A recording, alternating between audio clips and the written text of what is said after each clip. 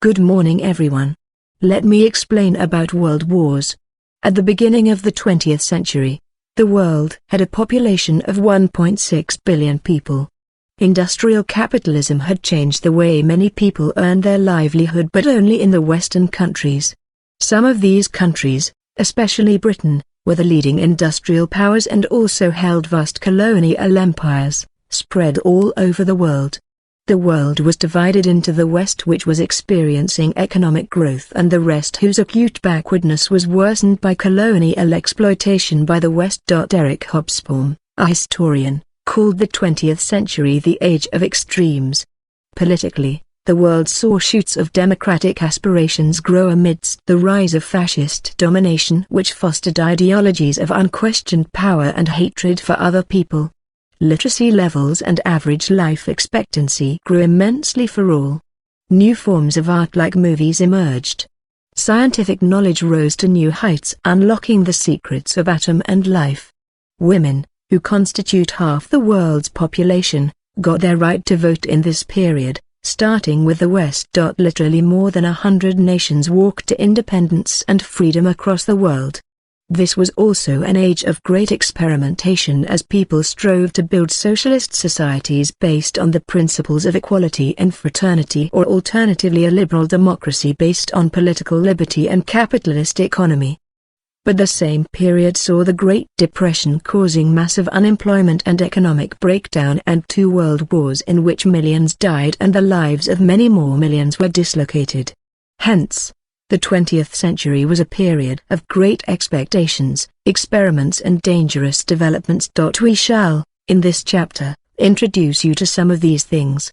We would talk about the making and consequences of the 2 world wars, the 3 responses to the Great Depression of 1929, and the creation of an institution, like the United Nations, to ensure world peace and development. World wars, ominous facts. At the beginning of the century, the world was divided into developed industrialized countries of the West, including Britain, USA, Germany, France, Italy, Japan, etc., and colonial countries of Asia and Africa. While the colonial countries were just beginning their struggles for independence, the industrialized countries were at loggerheads with each other. They were divided into rival blocs: Germany, Austria-Hungary versus Britain, France, Russia, each vying for world domination, which would give it control over the colonies and markets. The First World War broke out in 1914. It was truly a world war, as virtually no country was left untouched by it, from Japan and China in the east to the US in the west. It ended in the defeat of Germany and its allies, and in the victory of Britain and France in 1918. The conditions of peace that followed only created the seeds of another and more deadly war from 1939 to 1945. This war too was fought between Germany and its allies like Italy and Japan on the one side, and Britain, France, China, USSR and US on the other side. It ended in the defeat of Germany and its allies, but before it ended it had ravaged all the warring countries. Death and destruction. The 2 world wars were different from other wars that the world had seen till then. The death and destruction caused by them was unprecedented. World War I had claimed 10 million men in battle. This included about 75,000 Indian soldiers who fought in Africa and Europe on behalf of Britain. The consequences of World War II were even more terrible. It resulted in about 22 to 25 million military casualties and the deaths of approximately 40 to 52 million civilians, including nearly 6 million Jews, the victims of the Holocaust, and the US attack on Hiroshima and Nagasaki in Japan with atom bombs, which killed between 150,000 to 246,000 people immediately. The after effects of these bombings, like leukemia and cancer, lingered on for decades. The previous wars between nations may have lasted longer, but those wars were not geographically as widespread nor their effects as lethal as the ones in the 20th century. Power blocks. The second fact about the world during this period is the division of the world into nation-states and grouping of these nations of the world into power blocks, and the degeneration of these alliances into war camps. You have read in the earlier class about the emergence of nationalism and movements for nation-states in the 19th century. But the process of nation formation also accelerated the scramble among the industrialized nations for control over the world, greater say in world diplomacy and armies to back up national interests. By the end of the 19th century, different nations of Europe entered into alliances with each other against other blocs. Two main blocs emerged, the Centre and the Entente or Allies. They were a manifestation of that process of scramble for power and control over territory. The insecurity caused by this scramble led to the formation of alliances, mostly secret ones, between known enemies of the past like Austria and Italy or Britain and France. Similar blocs continued into the Second World War, the Axis powers led by Germany and the Allies led by Britain, US and USSR. Causes of the two world wars compared. No one can say that any two events are similar. The two world wars of the 20th century were also dissimilar, separated as they were by 21 years and changes in economic conditions, diplomatic alliances, military hardware etc. However, for purposes of understanding the differences, comparing the two world wars of the 20th century will be a good method. We will first compare the immediate provocations and, then, the main causes of these two world wars. Every war is triggered by some immediate provocations built upon some long-term causes.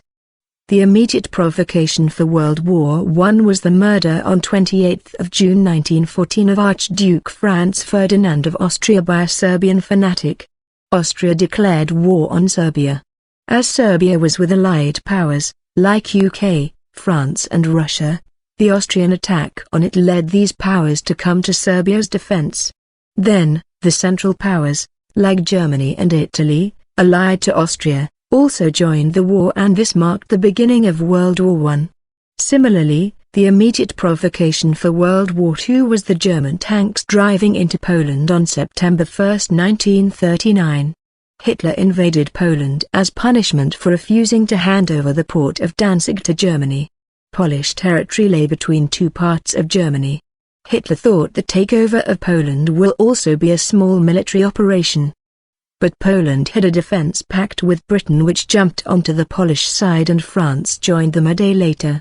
This marked the beginning of World War II. Now, let us turn to the long-term causes of the two world wars. The build-up for World War I started in the 19th century. Aggressive nationalism, imperialism, secret alliances and militarism were the main long-term factors which led to World War II. These causes continued to push the world to war, but some new long-term causes were also added to the origins of World War II. One of these was the dissatisfaction of Germany with the legacy of World War I. We can list these long-term causes one by one. Aggressive nationalism. The ideology of nationalism was a positive impulse. It was the foundation of modern nation-states and the force behind the unification of Germany and Italy. But this ideology could also be used to create pride in oneself and hatred against neighbors. This hatred was slowly building up in the 19th century between the states of Europe. Italian fascism from 1923 and National Socialism of German Nazis were the other forms of aggressive Nazism in destructive mode. Fascists played up the spirit of aggressive nationalism and tried to build images of victorious Germans ruling over the world and mobilized the Germans against other nations of Europe. Imperialism. As industrial capital developed in the European countries like Britain, Germany and US, they needed markets for their products and access to raw materials.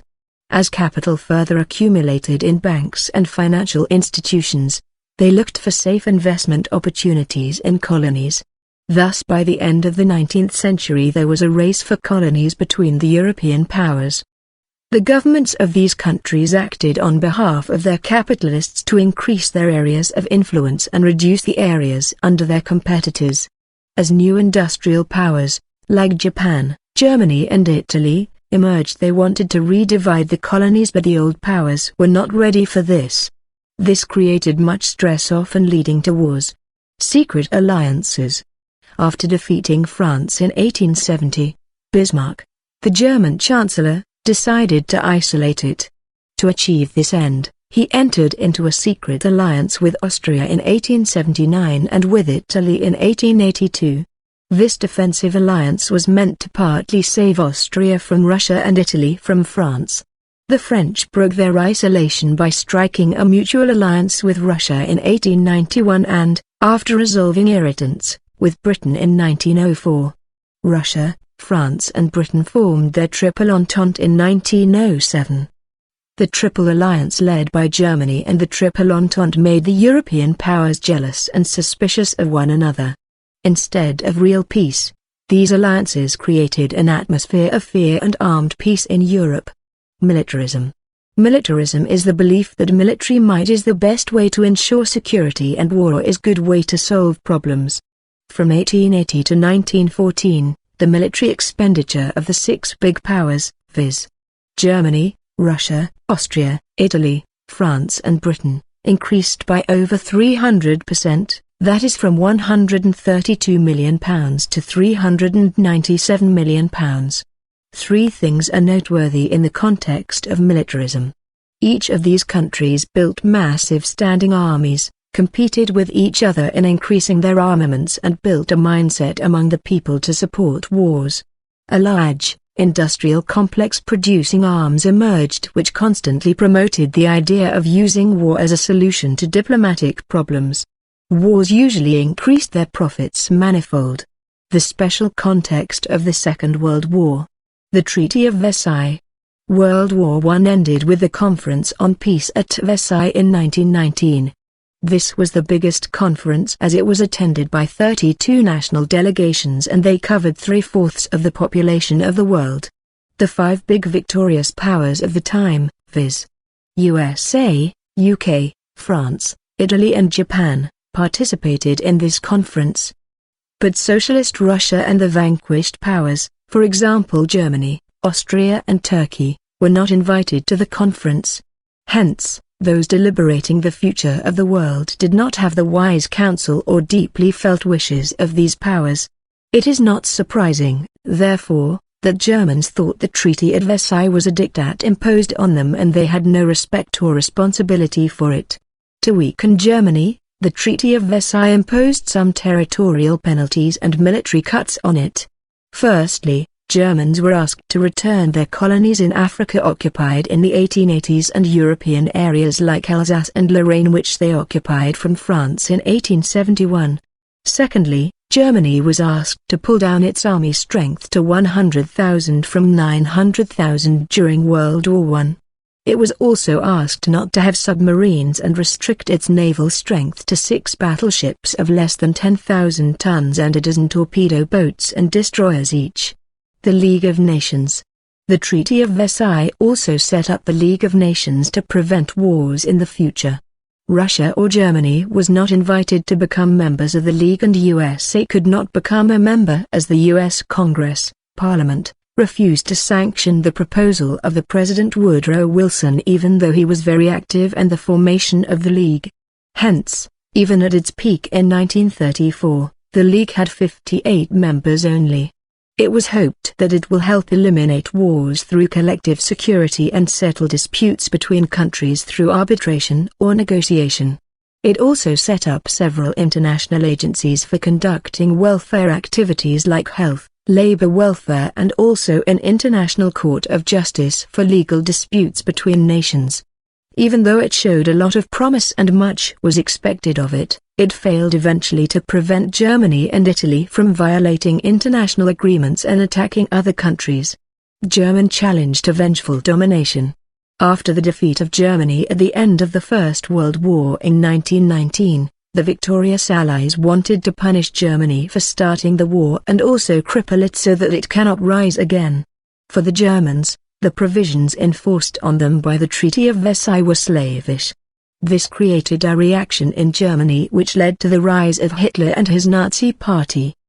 They wanted to recover the territories lost by them in the Treaty of Versailles, restore German dominance over Central Europe and end the restrictions on German armaments. The fear of socialism and the USSR.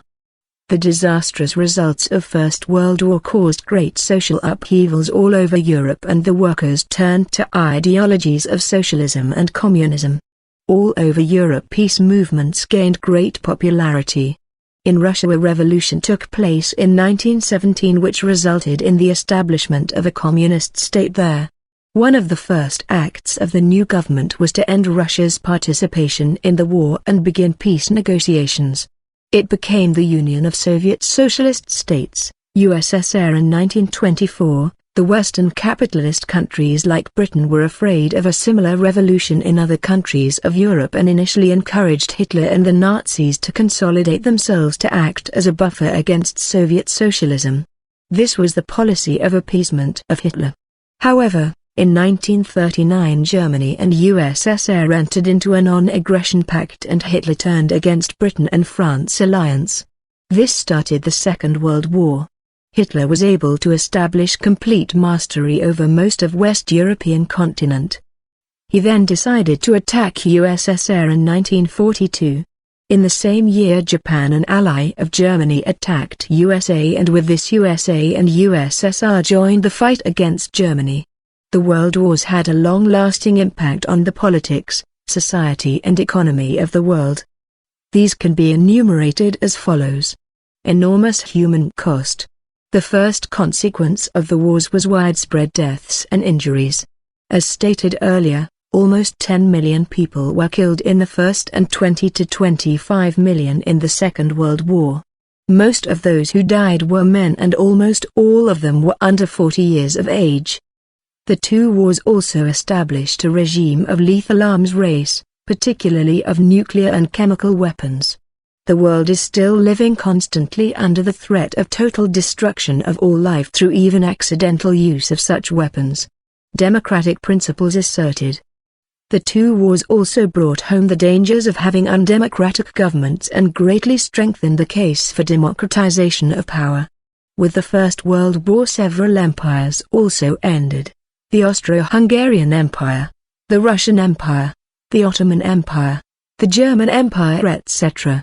Countries like Russia saw a socialist revolution while others like Germany grew out of their monarchy and became a Weimar Republic. The Ottoman Empire was replaced by a democratic and secular state in Turkey. Similarly, during the First World War, on the demand of their subjects, the colonialists accepted the principle that self-government is desirable in colonies. With the process of decolonization, after World War II, the colonies rose to independence and several of new countries were born across Asia and Africa. Change in balance or power.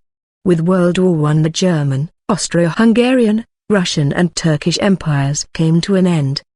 The map of Eastern and Central Europe was redrawn on the basis of nationality, economic viability and military security. When World War II came to an end, the map of the world changed yet again as ex-colonies rose to become independent nations. New international organizations.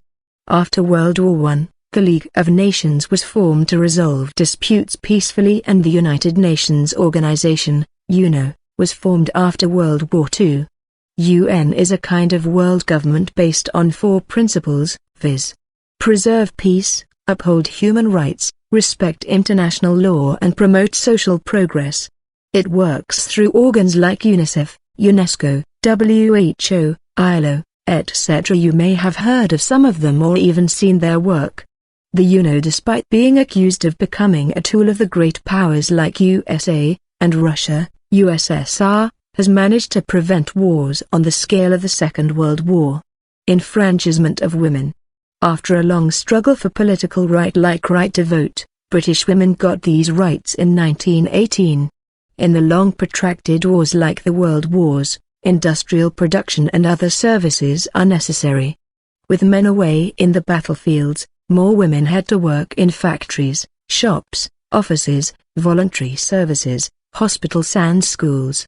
Beginning with the confidence of being breadwinners, women began raising their voice for equality in all walks of life. Getting the right to vote was a big step in that direction. Thanks for watching this video, and if you like these video, please subscribe our channel.